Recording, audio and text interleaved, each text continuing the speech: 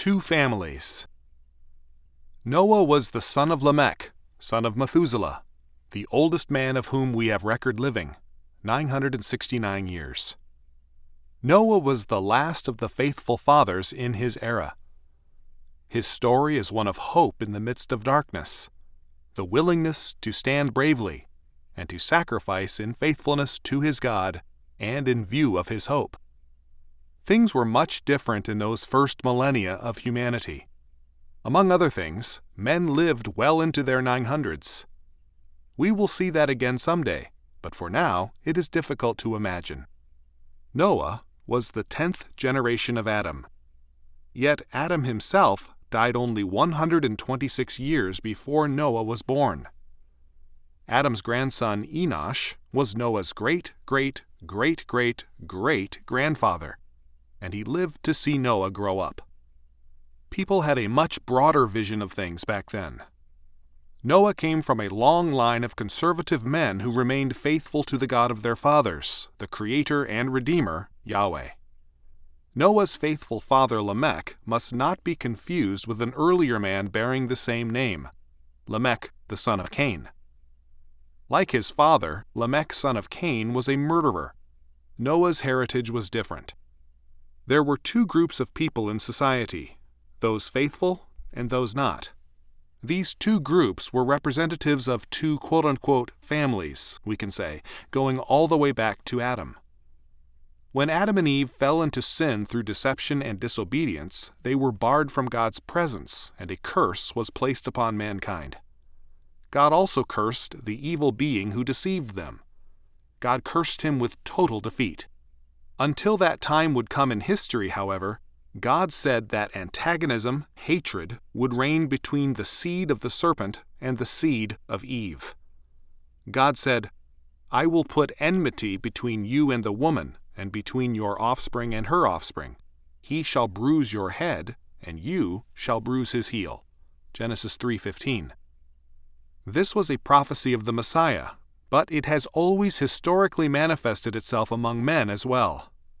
Despite his trajectory of defeat, the enemy and his followers do all they can to assert dominion in the earth and over other men.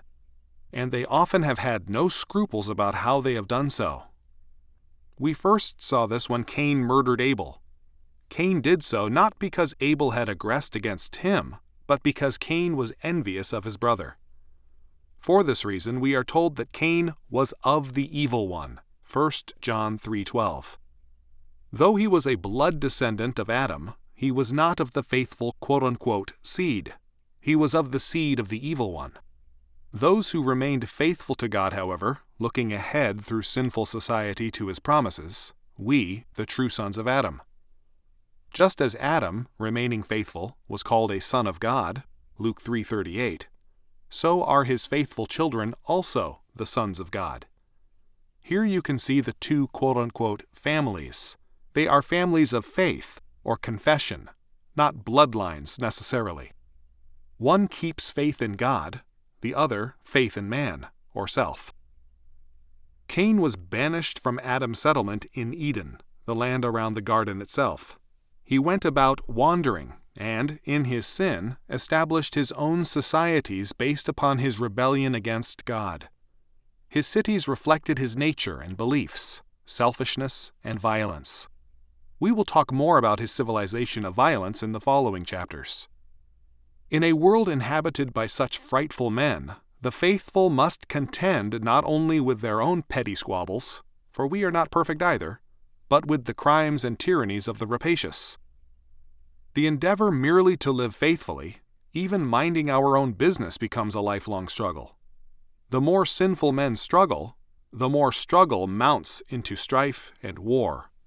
Over long generations, constant fear of warfare and conquest, and constant war against traditional morals and values lead inevitably to decline. Godly people feel themselves surrounded, cornered. Noah was born in the midst of such a society, but his father was not like other men. His father feared God and had hope in the promises of God. Someday the faithful seed would prevail, and the seed of the evil one would be crushed. Someday, all of that struggle would end, And so the father named his son Noah, which means rest. In fact, Lamech may have even thought Noah would be the promised Redeemer himself, saving mankind even from the original curses. For he proclaimed, "Out of the ground that the Lord has cursed, this one shall bring us relief from our work and from the painful toil of our hands." Genesis 5:29. Noah would indeed be a great figure of redemption, but not the Redeemer. He would only be a symbol of the Redeemer to come, as we shall see.